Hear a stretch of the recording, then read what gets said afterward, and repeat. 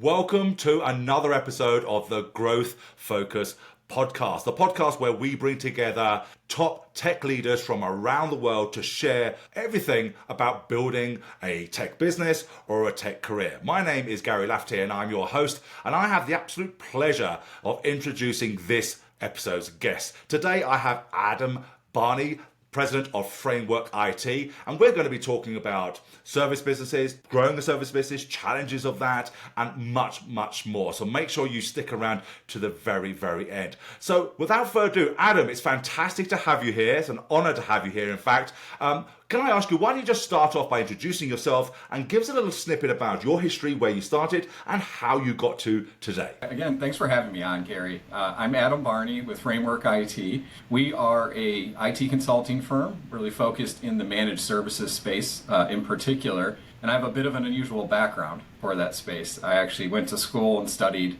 finance, graduated with a business degree and major in finance. Thought I was going to pursue a career in finance, quite frankly. I started in an internship in financial services while I was in school, carried through to that out of college, and started there full time. And really thought that was going to be kind of my life trajectory. Always had kind of a passion for finance. But somewhere around 6 months into the career, I started to have some qualms, some things I didn't necessarily love about the financial services industry, some misalignment between kind of your personal interest and client interest, etc. And an acquaintance of mine from college, who I was speaking to in the financial advisory capacity, was in the process of launching this IT and telephony services business called Framework. He actually also comes from a bit of an unusual background. He's a CPA by trade and worked in merger and acquisition consulting for mid-market and enterprise firms. But he was starting this business with another gentleman who worked in technology. They were looking to raise a little bit of angel capital to kind of get offices and the first employees and take it from a little bit of an experiment in a basement to kind of a real business. He was very close to taking some capital from some of the partners at the consulting firm he was working at, but he started to realize they would provide capital and they'd provide some wise guidance, certainly as kind of pseudo board members, but they weren't really going to fill any talent gaps within the organization. And through our conversations, he came to kind of appreciate my approach to sales. Financial services is ultimately sales, but he really liked my approach. And one of the talent gaps he felt like was going to exist in the organization was sales. So he started kind of courting or dating me to see if I would have interest in joining the organization. It was probably 6 months of conversation, but I was really quite interested. I love the idea of getting into technology services. I love the idea of going into B2B sales. Instead of meeting at people's homes at night, when the dogs and kids are running around. And I really just respected his intelligence and business acumen. And so I was really interested in it. Ultimately, in April of 2010, I joined as one of the equity partners of the organization, really started leading kind of the sales and marketing efforts. And this, again, is when we were really taking our first baby steps as an organization. So from 2010 till 2014, we grew top line pretty rapidly. We made the Inc. 500 list for fastest growing private companies in 2014 for our prior 3-year growth record. But things were starting to kind of break at this point from an operations standpoint. We were outgrowing the foundation we were sitting on, needed to kind of step back and rebuild processes and systems and speak people to a degree as well. Fortunately, been able to bring in a prior coworker actually and train them really effectively to kind of sell our services. So I was able to slide over at that point into the COO role. Spent several years in that role, rebuilt a lot of our systems, a lot of process development, integrating systems, reestablishing that operational foundation. Around that time, we were also fortunate to bring in another acquaintance of ours from college who, interestingly enough, also has an accounting and finance background and was an investment banker, but had also been a serial entrepreneur. So we brought him in to take over the COO role. I went back to leading sales and marketing for a few more years. And then a few years ago, more recently, when my original partner, our CEO, stepped back from the business. Started investing in some other businesses, really turned it over to myself and the rest of the executive leadership team to run all the day-to-day operations. And eventually he said, we need to acknowledge that you are the de facto leader of the firm. And I transitioned into the president role and lead the executive team at this point. Well, congratulations. That is certainly a journey through the trenches to where you are today. And as I say, and congratulations, because you literally, as you say, grew so quickly, things went very, very fast. You made the Inc. 500. And I think if we were talking off camera, you made it several times since, haven't you? Yeah, I believe the number is 7. One of our vendors was announcing us at an event, and they said 7-time Inc. 500 or 5,000 list, awardees. And I was like, was it really been that many? Well, that really is quite an achievement, especially when you're looking at the service provider industry. I mean, what is it? 30 odd thousand service providers, IT service providers in the US alone. So to try and get to that stage is very much an achievement. And that's where I really want to focus our next side of our conversation, because trying to stand out from the sea of sameness. I mean, this is a thing when you're a service provider. You can be seen, like a majority of people here, and I know some of the people listening here and watching this will be feeling this, is that how do I differentiate myself? Because I just seem like a commodity. I'm doing the same thing. I'm a reseller, I'm a service provider, I'm consulting, but I just seem to be seen in this sea of sameness. And I know we were talking about something unique that you actually did, where you were actually rewarding your clients to make you stand out. Let's talk a little bit about that. Yeah, and I'll give a little backstory to that. Around 2019, we were really feeling the pain of that perception you're highlighting, Gary. Some of our sales development reps were literally being told on the phone, I've been called by 3 IT services companies this week, and you all say you do IT support strategy and consulting. I can't tell the difference between you all. What makes you different? What makes you special? And we realized, like many service providers, we had an answer to it, but it wasn't a good enough answer. We can sit there and talk about we have really high quality service, we have really friendly people. And these are all things our clients believe are true. It's not just us, but when you hear a salesperson tell you that sounds like a bunch of sales fluff. It's really intangible. It's hard to prove. So many people can say it, and by and large, it probably is true of a lot of organizations, so it really is not much of a differentiator. Now, the reality is, in the IT services space, the quality of service, particular, really comes down to their people, their processes, their technology, and how those are all interwoven together. So it is very complex, and there is a wide degree of kind of quality of service delivery to clients. But from an outsider's perspective, as a potential client, that is extremely hard to piece together, to see behind the curtain, and really assess before you're even a client if they can really meet and exceed the expectations they're kind of leveling. And so it was, one of the biggest challenges in our industry is kind of just to get your foot in the door. It is a long, high-value sales process. But even just getting in the door can be difficult because there are 30,000-ish competitors, because we sound so similar. So back in 2019, we were having conversations around, okay, what really makes us unique? We need something truly unique that we can say, that we can offer, that really sets us apart from the pack. And I wish I could take credit for this. I can't. It was our CFO at the time working with a gentleman working in marketing. He's actually kind of our marketing leader at the time. And they were bouncing ideas off, and one of them had floated the idea of, what if we incentivize our clients to align to best practices? Could we do that? Because best practices or technology standards kind of proliferating across your client as a managed IT service provider is beneficial to the company too. We're able to train people in those technologies, streamline our service delivery, and overall be more efficient and profitable as a result. So our suspicion was that if they align to certain best practices, they would be easier to service. But that was just a suspicion, a kind of a gut instinct. So we did 2 things. We went to our engineers and surveyed them and said, what do you think is best in an ideal world in each of these areas of a client technology? And when I say what is best, we weren't getting down to like the settings on a firewall or things like that, but more of like an architectural level. What should this look like? Took their qualitative feedback. And then at that point, we exported a bunch of data from our service management platform, ranked clients' environments according to how well they aligned to what our engineers had said, and then looked at the correlation between key performance indicators. Things like how fast we were able to resolve it, how many hours of support went in per month per user at the client, for example. And what we found was, I suppose not shocking, was very validating, that our engineers were actually really correct in that the more the client's environment mirrored what they said was best, the KPIs would improve. They would have, those clients that were really aligned had less issues, almost to the tune of 30%. On average, we would resolve their issues about 20 to 30% faster. Now for us, again, as a managed service provider charging mostly a fixed fee for unlimited support, that means we're more efficient or more profitable to service those clients. So this thought process evolved that why don't we price our service according to how well they align to these best practices? If they're really aligned, we can actually offer a little bit of a better price up front and still kind of capture the same service gross margins ultimately.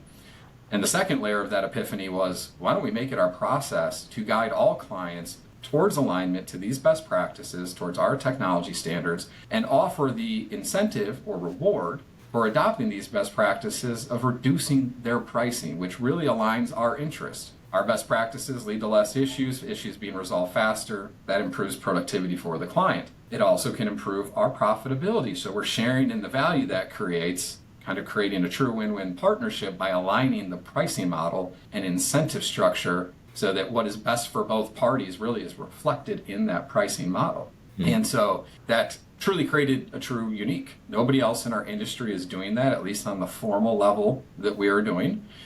They could do it, and it's not unheard of. You know, one of the things I think Gary, you and I spoke about when we were on the prep call is that this is not a unique concept. It may be unique to be applied in our industry, but in a way, this concept comes from other industries. I use the analogy of it's somewhat like a safe driver discount. If you are a safe driver, you are a lower cost for the insurance company to service, and they reward you with a lower premium in those types of concepts. Or a health insurance company lowers a premium for somebody who doesn't smoke. So it's a similar incentive alignment kind of pricing model. Existed elsewhere, did not exist in our industry, and we kind of just copied it in or applied it into our industry, and it really gave us something absolutely unique to talk about when we're reaching out to clients to pique interest, to kind of get that door cracked open enough for us to go in and do a really thorough kind of discovery and sales process, which kind of became a secondary unique that we weren't really thinking about when we launched this pricing model. To offer this kind of pricing model, you have to provide clarity up front on how this is going to work for that client. It's not enough to say, hey, sign up with me today at this price. We're going to do some things in the future. Your price is going to come down, and it's this ambiguous concept with no tangible numbers behind it, timelines or anything. That would feel like a possible bait and switch scenario if I were a client. I'd want to know, how does this really work? Yeah. And what's it going to take? I'm not going to write you a blank check on a promise the price will go down kind of thing, right? So we have to do extremely thorough discovery and figure out where they align, where their gaps are, and other broader discovery. We want to understand their business, their pain points, their initiatives, tech specific and outside of tech too, just so we really have a good pulse on this organization and really also even just understand their mentality, their psychographics, to make sure that's aligned well for our service. So it's created a extremely thorough and diligent sales process, which we've been now told from potential clients that chose us, and even some that didn't choose us for other reasons, that is a kind of a differentiator. We spent more time getting to know them, asked for more details than anybody else. You know, we put in far more effort than everybody else did before delivering a proposal, and we didn't realize that would kind of become a secondary unique, but that diligence and kind of high quality sales discovery process was being recognized as prospects as also a differentiator and a positive signal that, hey, this organization, if they're like this before they are even getting the deal, and they want the deal probably, they must really kind of carry the same kind of emphasis on quality and discipline and diligence into their service delivery. Yeah, so I that's think also been a bit of a unique. Yeah, I think that there were so many nuggets in there, Adam. I just want to go back because, for people listening, that I found myself just nodding away because I go, yep, I totally agree, got it. And as you know, when we were speaking before, this is something I used to do all the time with my business, was to look outside the industry, what was working, can I bring it in and mold it into my business to make me grow quicker, faster, and far more efficient. So again, when you were doing that, I was in total agreement. But there were so many other things that I really want people to, if we dial back a bit, just to make sure it landed with them, because they were just brilliant. So first and foremost was the differentiator. We talked a lot about that, the marketing differentiator and then the sales differentiator. The marketing differentiator, that, like you said there, for to look outside the industry, see what was working, you brought it into yours, but then all the KPIs went up. So it wasn't just the marketing went up, the KPIs went up, you increasing by 30%, the numbers you were calling there. So really, for those who are listening and watching here, which industries can you go outside? What could you learn from the others that's working that you could actually put into your industry from there? Secondly, the discovery phase from that. That's number 3. The second one that we talked about there, or you talked about there, was really getting people to understand that if you co-invest almost with the pricing structure with them. So it isn't just, hey, trust me, I'm the best service, the best quality. This is what others say, trust me. You're just sounding like everybody else. But if you're doing something, I've seen more and more people, more and more companies, that my clients and the people I've interviewed move towards a more partnership issue. Move towards a more partnership way of doing business, an invested way of doing business, because that builds trust. And trying to build trust in today's market is probably one of the hardest things to do, especially when you're around that. And I think you've got that nailed, Adam, where you've done that. And then, as you said, doing a really in-depth, get to know your people, get to know your potential prospects and your clients with those deep dives into their thing. And as you said, if they could put in this much effort in and they're not even commissioned yet and they're not even on it yet, what will they be like? So some really, really great ones there, which, guys, you should take away from you, because Adam absolutely nailed them there. So that's all well and good, Adam. Thank you for sharing that. That's on the differentiation side and growth, and we can see why you've grown so quickly. Let's look on the other side of the coin. Because it's not always a bed of roses when you run a business, is it? We all know that. It's all well and good looking at someone who's successful and go, oh yeah, it's all well and good, they're successful, but I'm in the trenches. What are they doing? How can they feel like I do? And every business owner has challenges. So let's talk about some of those challenges. What would you say is one of the biggest challenges that Framework is having, or you're having, when it comes to growing your business today? Yeah, I think, one of the biggest challenges we've had, and many fall into this trap in our industry. We're not unique here, to your point, that there's, everyone has some horror stories that's been in business a long time, no matter how rosy it looks from the outside. But for the first 5-10 years of selling our managed IT service, we looked to the market to assess what our pricing needed to be. We looked at our peers. We looked at the competitive proposals we were seeing, and we made some naive assumptions. Now, one, that these organizations that looked successful from the outside were all really profitable and offering this service at a very profitable price. And, really since dug into the industry data, because there is now a lot of great data sharing and transparency across our industry in particular, and that's actually not the case. About a quarter of managed service providers specifically, or actually I think this is just true of IT service providers in general, about a quarter are losing money, probably low single digits. They're not burning through massive capital, but they're actually losing a little bit of money. About the 50 percentile in the middle are roughly around break even or low single digit profitability, which is, possibly one recession or one anomalous negative business situation away from putting them in a real bind and possibly out of business. And then only a quarter are making healthy EBITDA. So when you look out and you use market-based pricing to assess what you need to charge to make, especially a service-based business, profitable, it can be very misleading. The market may be mispriced overall on balance. Other competitors may not have a great handle on their underlying cost and the multiples they need to hit to actually drive a healthy EBITDA, etc. So we made this mistake. We fell into this trap, and the result of that was our legacy client base was underpriced.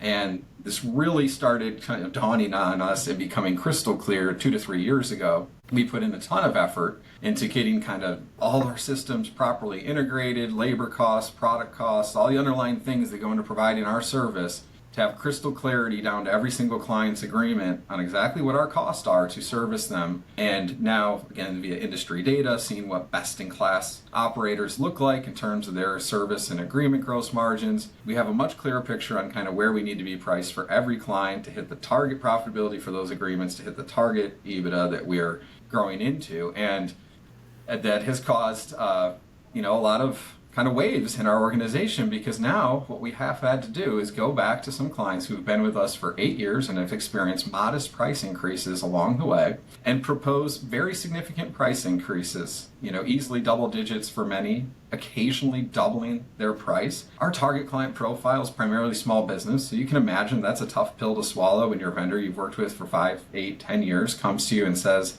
hey, this is kind of our fault, actually. We underpriced this originally. This is what we charge new clients. I need you to actually be here to sustain this relationship and have it be win-win. And here's why.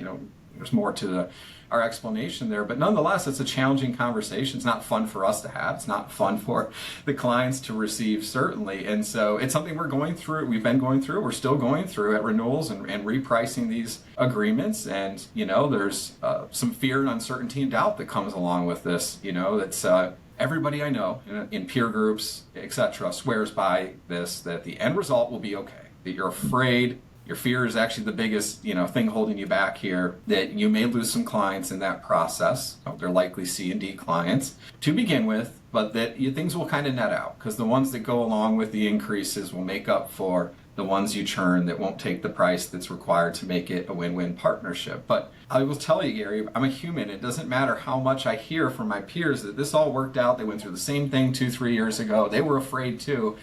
There's still that little voice in your head of fear, uncertainty, and doubt of, well, what if it doesn't really net out for me? What if we shrink a little? What does that mean for morale in the organization if I have to cut back a person or two as a result of that? There's even just the personal emotional investment as one of the entrepreneurs that was involved in selling some of these relationships, of having to see a client go that you've known for a long time that maybe gave you great references and things like that. So it's that's one of our biggest challenges actually, is kind of rectifying our client base, because once we do that, we're really easily in the kind of best in class category in our industry in terms of profitability, and it expands our ability to improve our operations, to reinvest more in sales and marketing, etc. And so I think the lesson here I've kind of learned, that I've heard before, but it really resonates, I think, for a lot of IT services business, because it's such a common problem, is don't undersell yourself. Don't underestimate your value and what that's worth, because that is really fundamentally what we were doing at the end of the day in the past. We've made so many investments in quality of service and expanding our service offering. We provide really great quality of service. We have great net promoter scores, customer satisfaction scores, et cetera, et cetera. And, we realized we need to be charging a premium for that. We don't want to be on the lower end of the market. We don't want to be in no man's land in the middle of the market. We need to be on the kind of high end so that we can sustain that level of quality service to our clients, so that we can keep great people around, so we can ultimately kind of run a business with the profitability that we deserve, having done all this work and done a lot of things right at this point. And so, that's one of the lessons when maybe some peers that are earlier in their journey in this industry ask me, is there anything you would do different? That's the first point I make to them, is raise your prices. What are you charging today? Okay, raise your price. Yeah. Push the boundary on how high you can go there, explore the frontier kind of what the market can tolerate. And that's where you want to be. And yeah, you won't win every client with that. You may lose some, but the ones you're turning away aren't the best clients. And then the ones you win, they can really support a win-win partnership. You can focus on delivering high quality, high touch, great relationship management to those A clients. And that is far more scalable, less stressful, and better for everybody involved at the end of the day in terms of getting the outcomes you want to get out of these relationships. Yeah, that is just an absolute must in business. A man after my own heart. When we were speaking off camera, this is something, is raising your prices. You always want to be in the top 10%, not the bottom 10%. There's always a race to the bottom to try and be competitive. But who really wants to be at the very, very bottom, especially if you're looking to sell your company or EBITDA value or raising finance? That you just cannot afford to be at the very, very bottom, especially in a service industry. And the very fact that people are afraid, and you touched on that, it can be scary to maybe lose some clients or raise your prices. But you will find, and I know, Adam, you'll back me up on this, you will find that the clients will, when they understand why you're doing it, I want to be here for the long term. I want to be supporting you for the long term, give you the very best service. This is the reason why we're doing it. They will stay with you. Yes, you might lose some, but you're making that up through the higher prices. And then you can do more touch points, you can, as you said. So it's an absolute, for those who are scared about doing it and thinking, yeah, that makes sense, but I'll be too scared to lose it. They will stay with you, especially if you do a grading exercise. Like I show my clients how to do a grading exercise, A, B, and C. Once you know who they are, then you don't mind losing the Ds. You're going to lose them. The Cs you might have to do a bit of negotiating with. The Bs would love to be treated like an A, but they realise they can only do that if you've got the time to do it with them. And you raise your advocates. They're going to stay with you anyway. So, it's a very, very good way at looking at business. And I'm glad we brought that up, and I'm glad you explained that. Thank you very much for that. It's know your worth. Never, ever. That's all my mentor told me many, many years ago. If you're doing it on price, someone's can always sharpen the pencil more than you can. They always can. They've got deeper pockets and they can compete on price lower than you. So don't go down that avenue. Play a different game. I think there's like a secondary lesson in that. And then in certain moments in your business career, right, there are going to be decisions or changes you have to make that require a bit of a leap of faith moment where you're going to jump off a cliff, it feels like, and there's not necessarily a parachute on your back. And You want to make informed decisions about this. I'm not saying take unchecked, risk or undue risk or things like that. But when the data is telling you that you need to do something, when your gut is telling you you need to do something, and that, little birdies in your ear, talking about the fear, uncertainty, and doubt, you have to kind of put it in the background and take that leap of faith, and jump without the vine, so to speak, on decisions like this. And, this is one of those moments for us, but it's not the first time we've had to make one of those leaps, and it won't be the last time. With how the business environment evolves, especially when technologies like generative AI and automation coming out, I know there's going to be additional massive pivots that require leaps of faith in the next 5 to 10 years. So it's a recurring thing in business, and it's okay to feel some fear, uncertainty, and doubt. It's human. It can cause prudent consideration and check risks. So it's healthy. It has its place, but you can't let it hold you back from doing the things that you need to do. At the end of the day, you have to just be committed to it, disciplined, and a bit brave to accept that you're entering a little bit of unknown, and once you get through it, you'll probably be in a much better place on the other side. Yeah, absolutely. The great piece of advice there, Adam.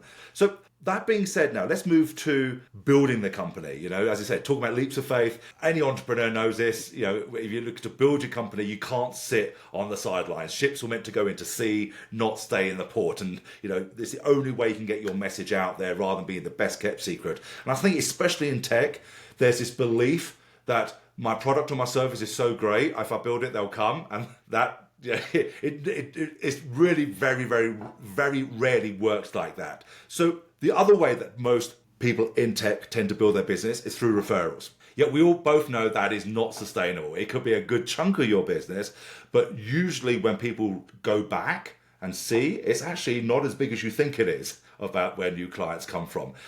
We talked about this before. Apart from, we can talk about referrals if you like, but including in referrals, what other avenues are you using at Framework to make sure that your message is getting out there into the marketplace? Yeah, you nailed it, Gary. Referrals, in the beginning, they're fine. The word of mouth, the referrals, etc., can get you off the ground. But if you stay there, you're just going to have a lifestyle business. Likely. You're not going to actually build a true scaling business. It caps out to some degree. And so you have to open up these other sales and marketing avenues and kind of develop these other oil wells to generate ongoing prospects, fill your funnel, and allow you to generate those results at the bottom. So for us, going back again, around the time when we started developing this unique pricing model, we also were looking to really scale our sales team.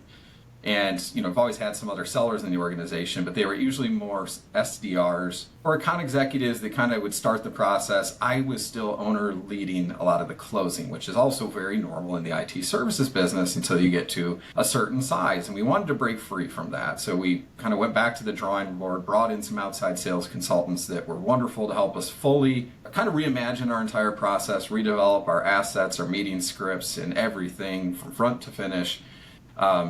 From scratch. So we were about a 6-month project working with them, and we started, kind of from the blank slate again of who is our ideal client profile, who are the key stakeholders within our clients, what do these personas look like, what are their hopes, their fears, their opportunities, their threats, etc., what kind of messaging is going to appeal to them, and then redesigning the whole sales funnel to service delivery handoff from there. And in that process, what we also kind of determined was we can't be throwing a bunch of mud at a wall and seeing what sticks from a sales and marketing standpoint. So many IT services businesses do this in the beginning. They look for any revenue. All revenue is good revenue. They want to pay the bills. They want to be able to hire a few more people. They take on all kinds of work, all kinds of clients without much consideration to fit. And they may not even yet understand what a good fit is for them. Well, we started really cementing on what a good fit is for us, what the best clients look like, what that target client profile needs to be, and that led to an account-based marketing strategy, meaning that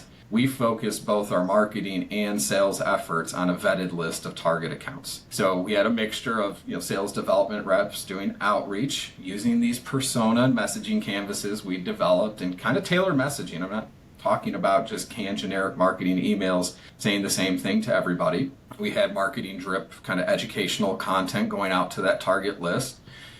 We also had advertising, and we were using software to specifically target the employees of the companies on our target list. So we weren't just kind of putting up digital billboards everywhere for anyone to see.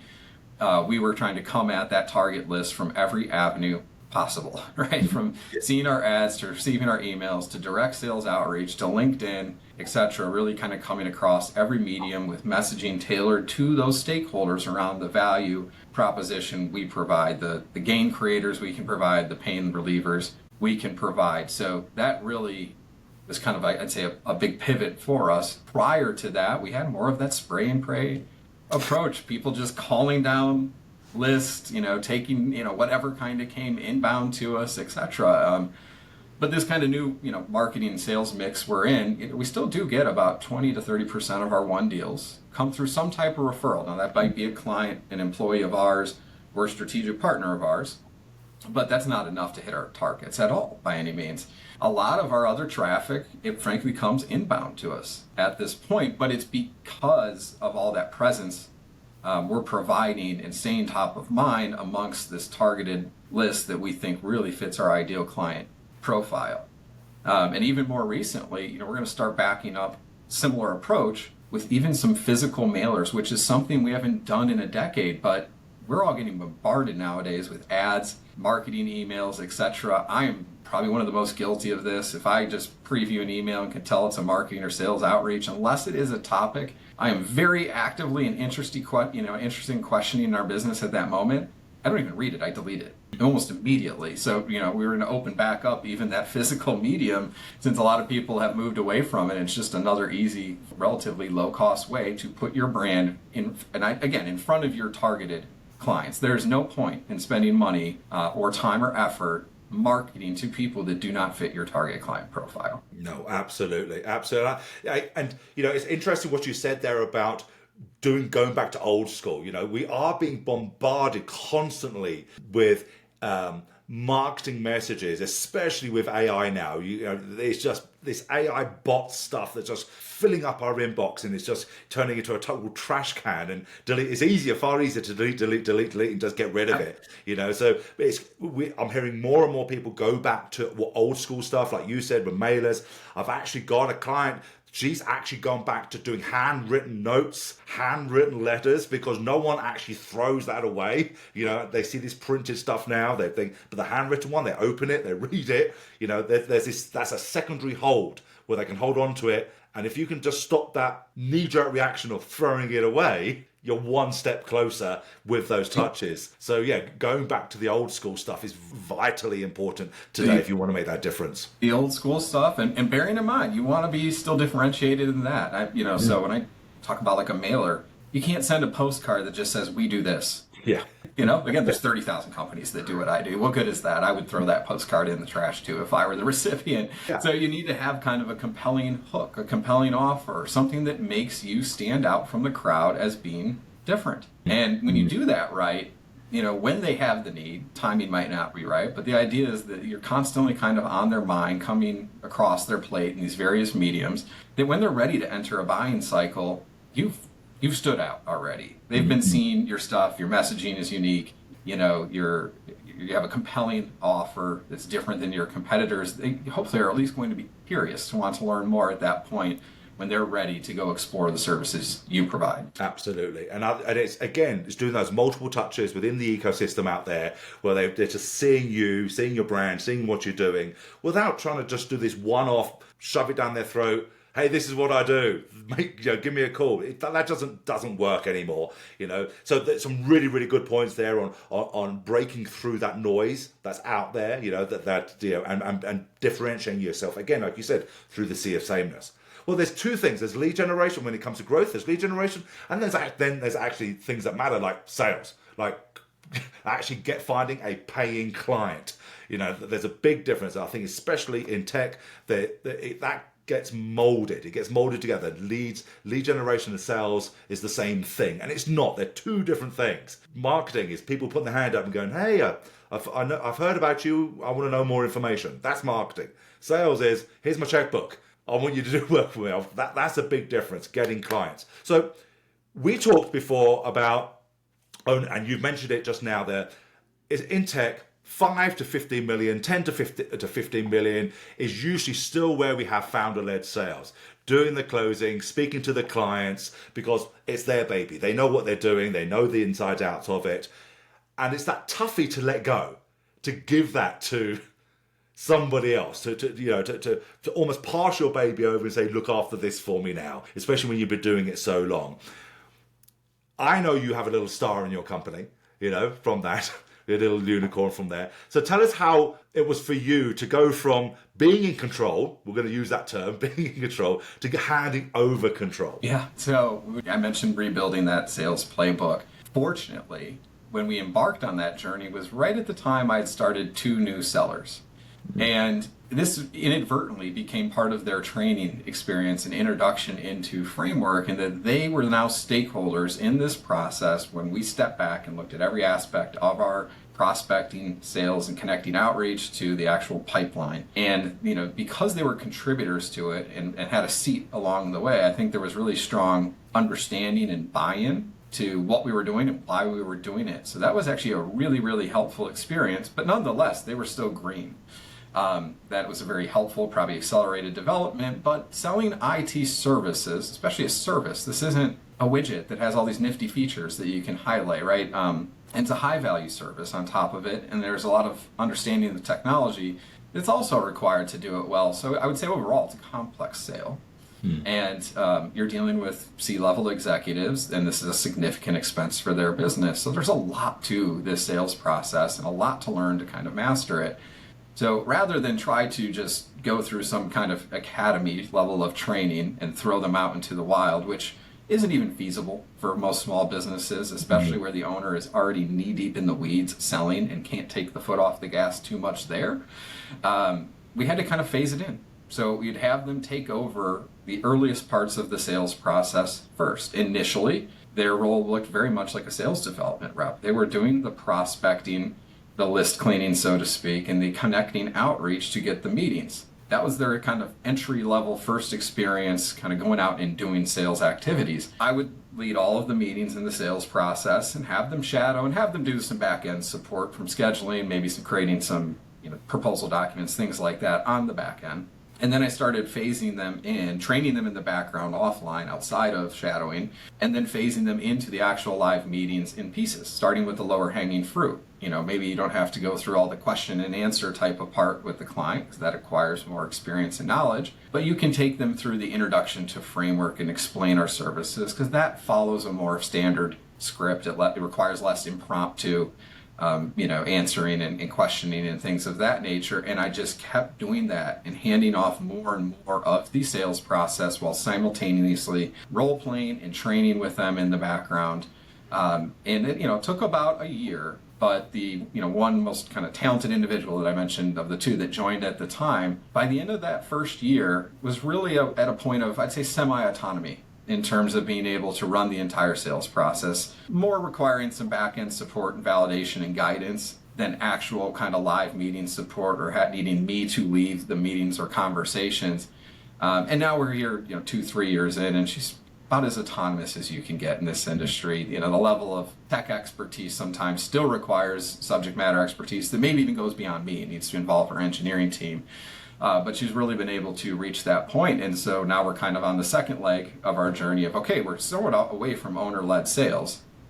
The next challenge, frankly, that we'll be approaching in the coming year is growing the sales team internally. We also, didn't mention this earlier, we were talking about our marketing and sales mix, but we had some outside sales development resources that are specialized in our industry. And that's okay as a bridge, but we're going to need to bring in some SDRs internally and ultimately additional account executives to work underneath this individual, who's now our director of sales, and support, growing that bandwidth to close even more pipeline. So we're in kind of that midstream of fully exiting from owner-led sales. We're right around that 10 million in revenue size, and I think, Gary, you nailed it. Most IT services business can get to 10 and even a little beyond 10 to 15 in revenue annually before they hit the ceiling of owner-led sales. And at that point, the only way to keep growing is to create a repeatable prospecting and sales process funnel and a repeatable process to acquire, train,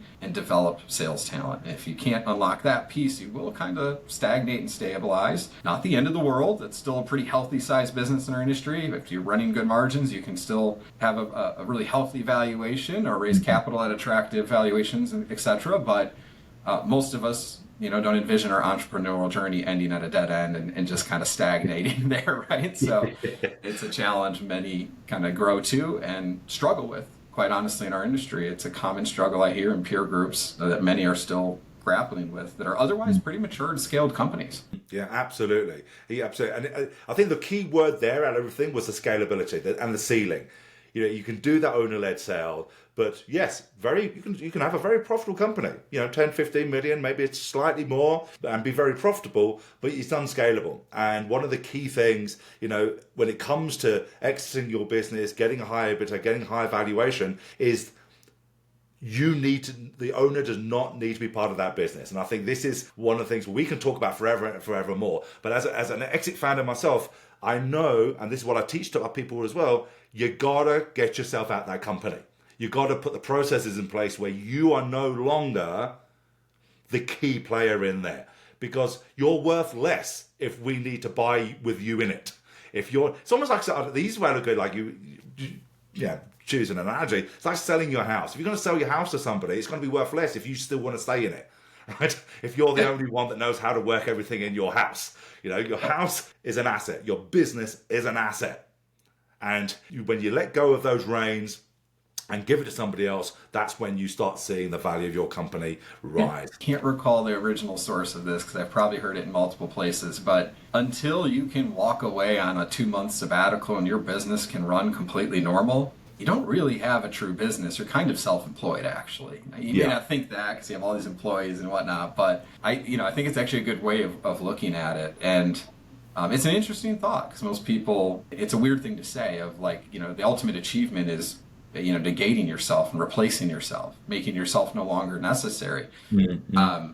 And I think a lot of people struggle with that, especially entrepreneurs, because they're so used to their own muscle and feel and hustle driving a lot of value, and then having to evolve to picking the right people and empowering them and delegating to them to the point where you may become semi-obsolete. It's very counterintuitive to the earlier experience in starting a business and getting it off the ground, but it is kind of the ultimate sign of achievement or success in that.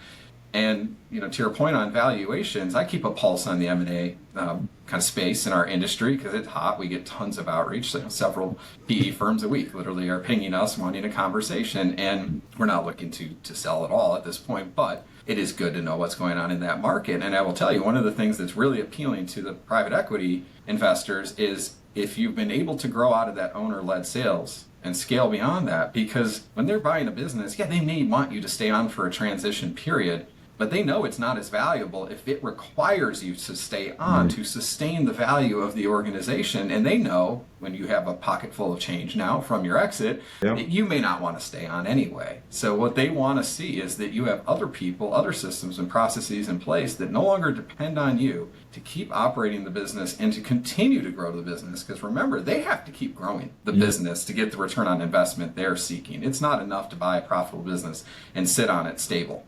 They have to increase that. And especially from a sales and marketing standpoint, that means that engine needs to keep running when you step away and retire from that organization eventually post-transaction. So it doesn't double the multiple on EBITDA they're going to give you, but it certainly influences the valuation they're going to offer. Yeah, and the attractiveness of you. And you're just less attractive if you're involved on the day-to-day basis. You're more attractive if the processes are in place that are there to replace you.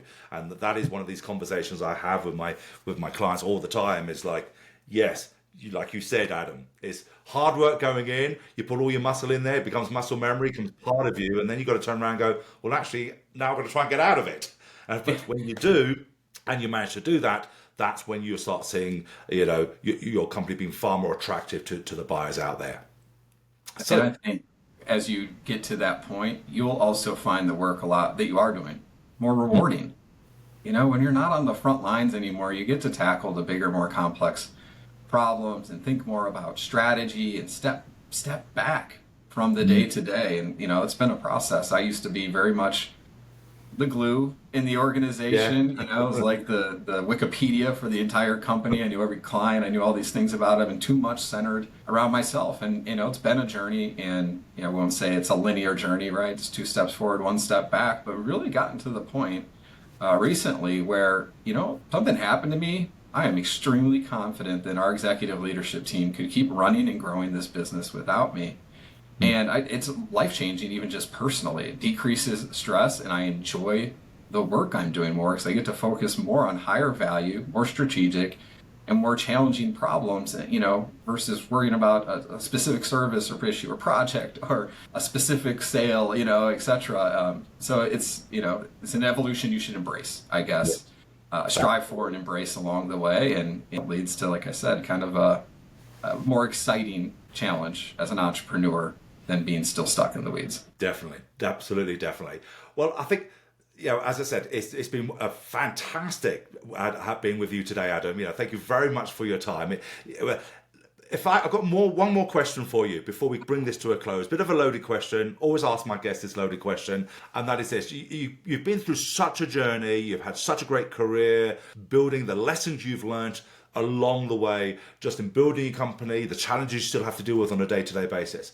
But here's the question: knowing what you know now, and you had to give one piece of advice to your younger self, and it doesn't matter how young you were. You could be 17, you could be 21, 25, it doesn't matter. If you just had to give one piece of advice to your younger self, knowing what you know now, what would it be? This one is actually something I've thought about a lot recently. A couple years ago, we joined industry peer groups, and we tapped into all this industry data, and it has been eye-opening. It has helped us cement really high confidence, concrete plans of how we can really grow EBITDA to hit the target we're really striving for. Prior to joining those peer groups, I feel like we were operating in the dark. We were stumbling through a dark room, feeling our way through it. We were advancing still, but it was trial and error. It was 2 steps forward, fall on your face, get back up. And fortunately, we were persistent, and again, we made forward progress. But if I could go back in time to the early days of the company, I would join a peer group earlier. I would get access to those who have done what I'm trying to do already. In the IT services space, we're not like a unicorn, SaaS startup usually that is doing something nobody's ever done. What we're doing, somebody has done already, and somebody has done very, very well. And because it's such a fragmented and competitive space, peers are able to share with each other. We hardly ever go head to head because we're in different markets, we have different target clients, etc. And so there's so much openness and sharing in this space. And you get the benefit of you're totally allowed to copy what's worked for the best-in-class company. And I just think we wasted so much time and money and stress trying to kind of reinvent the wheel or discover the wheel ourselves when the blueprint for the wheel was there. The operating system that works, so to speak, was already there. And whether it's a formal peer group or mentorship, etc., I guess my advice would be go find those that have succeeded in what you're doing or something similar. Seek out their advice and guidance and absorb it and implement it as much as you can. You do not have to be on your own. You do not have to start from a complete blank slate. Copy is a form of flattery. And like I said, in IT services, there are so many people that are happy to share even some of their best secret sauce, with you. And, getting access to that, like I said, it's something we already look at as a big pivotal moment for the organization. And honestly, if you were to look at our financials, you could probably pinpoint when that happened because that's how powerful it's been for us. That's brilliant. Absolutely. Standing on the shoulders of giants has been one of my favorite things to talk about. So thank you very much for leaving us with that today, Adam, and everything else that you've shared with us. So if people want to get hold of you, they want to know a little bit more about you and maybe how you can help or potentially work with you, what's the best way of getting hold of you?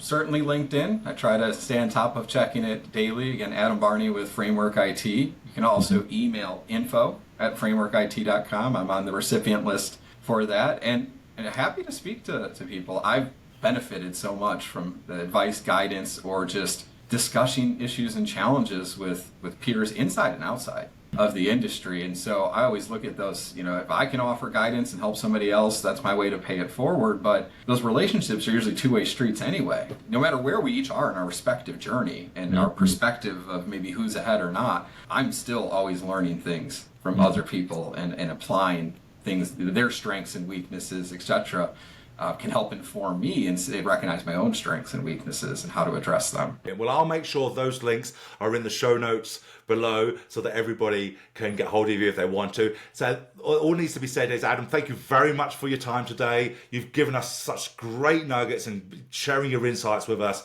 I can't thank you enough for that. Thank you very much for your time today. Thanks for having me, Gary.